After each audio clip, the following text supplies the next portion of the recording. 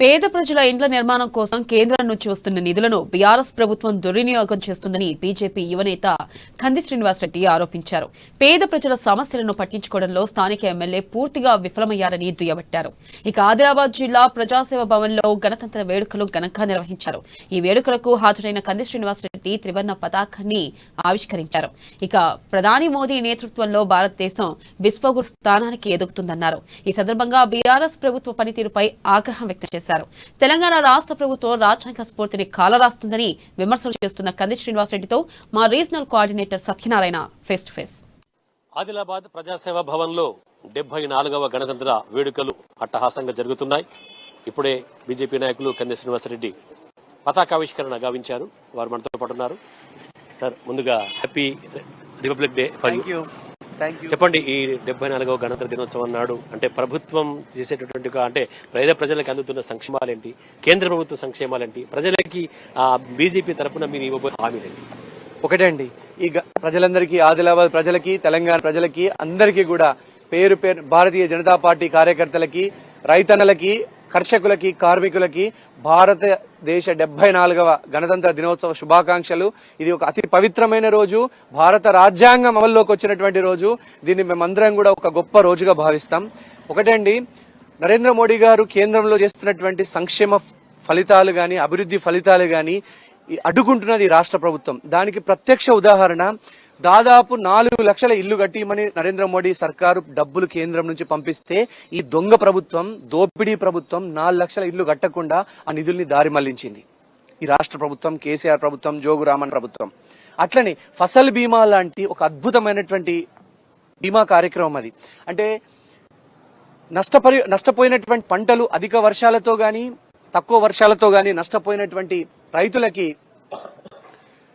నష్టపరిహారం ఇచ్చేటువంటి అద్భుతమైనటువంటి పథకం ఫసల్ బీమా. అలాంటి ఫసల్ బీమాను అమలు చేయకుండా ఈ రాష్ట్ర ప్రభుత్వం రైతుల నోట్లో మట్టి కొట్టింది, వాళ్ళ పొట్ట మీద కొట్టింది ఈ రాష్ట్ర ప్రభుత్వం.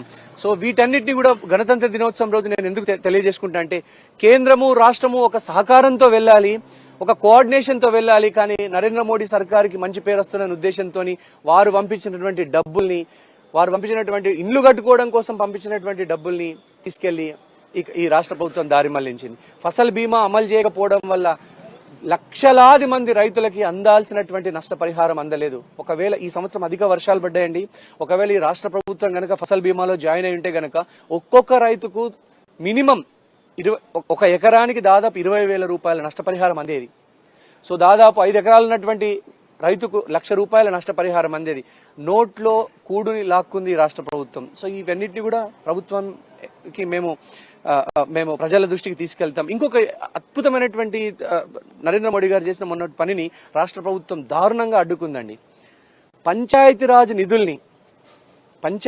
నిధుల్ని కేంద్రం 5,000 కోట్ల రూపాయలు సర్పంచుల అకౌంట్లలో వేస్తే, స్థానిక సంస్థల అకౌంట్లలో వేస్తే 5,000 కోట్ల నిధుల్ని రాత్రికి రాత్రి దొంగతనం చేసింది రాష్ట్ర ప్రభుత్వం. నేను రాష్ట్ర ప్రభుత్వం మీద నిర్దిష్టంగా చెప్తున్నా, ఈ జోగురామన్న ప్రభుత్వం 5,000 కోట్లని దొంగతనం చేసి అకౌంట్లో నుంచి డబ్బులు తీసుకొని సర్పంచులకి, స్థానిక సంస్థలకు నిధులు అందకుండా చేసింది. ఎంత దారుణమండి! 5,000 కోట్లు తెలంగాణ ప్రజలకు వచ్చుంటే, సర్పంచ్లకు వచ్చుంటే ఎన్ని రోడ్లు పడేటివి, ఎన్ని నాలాలు కట్టేవాళ్ళు, ఎన్ని వీధి దీపాలు నిర్మించేవాళ్ళు. ఈ రాష్ట్ర ప్రభుత్వం అనేకమైనటువంటి వైఫల్యాల్లో కూరుకుపోయిందండి. కుంభకోణాల ప్రభుత్వం ఇది. అంటే 74 ఏళ్ళు అంటే భారత రాజ్యాంగం అమలుకి వచ్చి 73 ఏళ్ళు గడిచిపోయాయి, 74 వచ్చేసాయి. అయినా కూడా ఇంకా పూర్తి స్వేచ్ఛ అయితే ఇక్కడ అంటే సంక్షేమం అయితే పేద ప్రజలకు అందట్లేదు.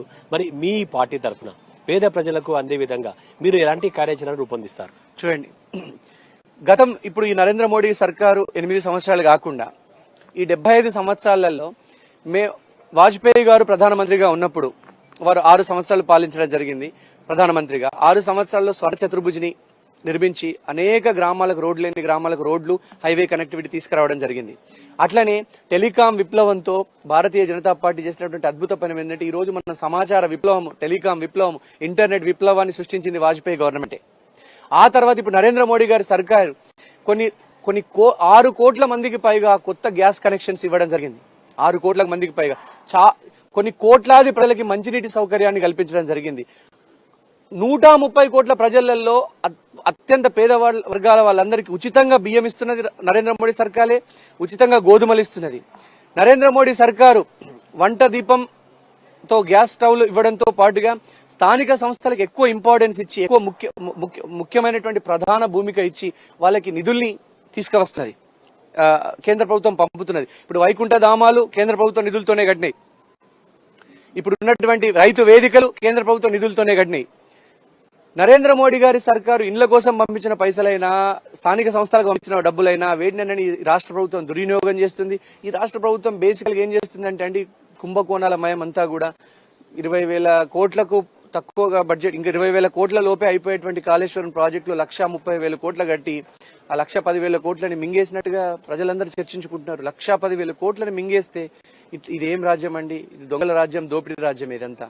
అది ఇక్కడ రాష్ట్ర ప్రభుత్వం మీద ఖచ్చితంగా పోరాడతాము. తర్వాత ఈ యొక్క ప్రభుత్వ వ్యతిరేక అంటే ప్రజా వ్యతిరేక పాలనను ఎండగడతామని, తర్వాత ప్రజలకు సంక్షేమ ఫలాలు అంటే కేంద్ర ప్రభుత్వం ద్వారా అందించే సంక్షేమ ఫలాలు ఖచ్చితంగా పేద ప్రజల ప్రతి గడప గడపకు చేరే విధంగా తమ కృషి ఉంటుందని కంది శ్రీనివాసరెడ్డి చెప్తున్నారు. కెమెరా పర్సన్ అవినాష్ రెడ్డితో సత్యనారాయణ, అమ్మా న్యూస్, ఆదిలాబాద్.